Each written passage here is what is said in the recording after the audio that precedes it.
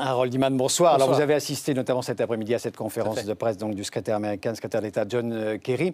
Le secrétaire d'État qui multiplie en ce moment les contacts et les rendez-vous.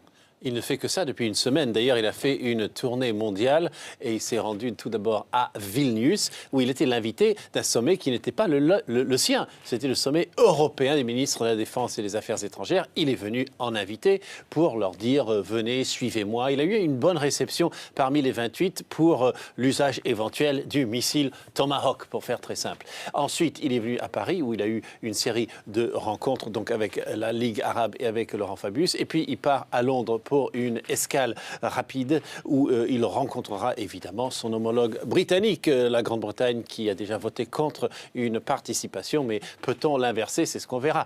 Alors, Paris est devenu le pivot diplomatique de cette tournée. En très bref, Fabius Kerry, ils ont un petit peu fait le numéro frère d'armes. Je dis numéro, bon, c'est séquence. Ligue arabe, ils étaient là pour parler du conflit, enfin du dossier Israël-Palestine. Donc c'était déjà programmé, hein, cette rencontre avec tout ce monde.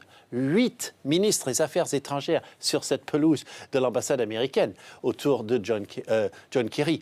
Donc on a parlé Israël-Palestine et bien sûr on a affiché une certaine unité sur la Syrie. Il faut dire que les pays du Golfe sont loin devant les autres, donc certains hésitent carrément. Et Harold, la semaine prochaine s'annonce tout à fait cruciale dans cette crise. Oui, alors ça redevient une semaine à Washington dont John Kerry n'ignore aucun des secrets.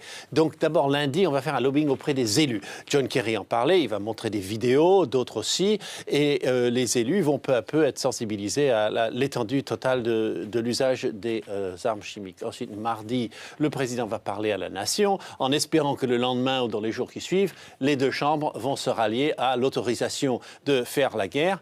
Et enfin, il y a le rapport intermédiaire de l'ONU. C'est là qu'on a une incertitude sur la date. C'est vrai que ça se passe à New York, mais ça aura des répercussions immédiates sur Washington.